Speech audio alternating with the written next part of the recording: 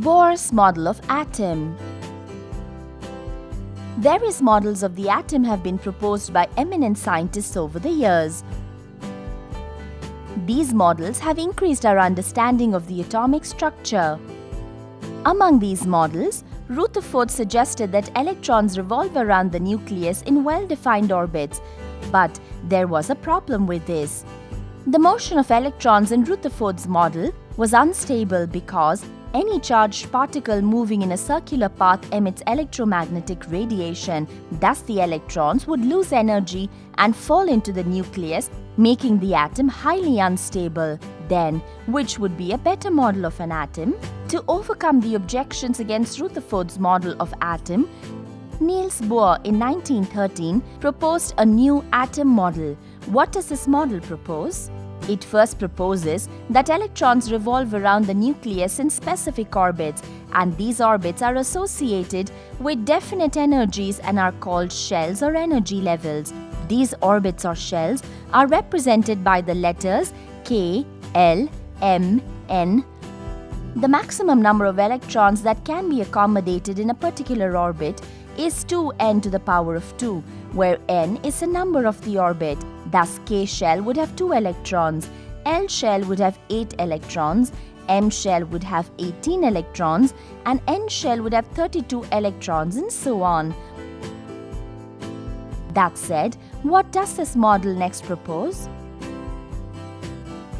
It next proposes that the maximum number of electrons that can be accommodated in the outermost level is 8. And finally, it says that the orbit closest to the nucleus has minimum energy and the orbit farthest has the maximum energy. Well then, does an electron radiate energy by itself? Since electrons move in a particular orbit, they do not radiate energy by themselves. What happens instead is when an atom absorbs energy, the electrons get excited and jump into the next higher energy level. The electron can radiate energy and return to its original state or drop down to the next energy level. Bohr's model works well for simple atoms and is easy to understand. It is one among the atomic structures still in use today, and the other being the quantum mechanical model. Things to remember. In 1913, a Danish physicist, Niels Bohr, proposed an atomic model known as Bohr's atomic model. In an atom, the electrons revolve around the nucleus in definite energy levels called orbits or shells.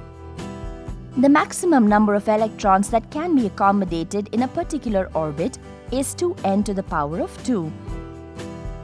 The maximum number of electrons that can be accommodated in the outermost shell is 8.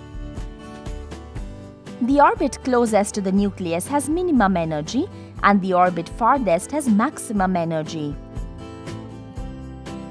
Electrons are excited to the higher energy levels by absorbing energy and return to the lower energy levels by radiating energy.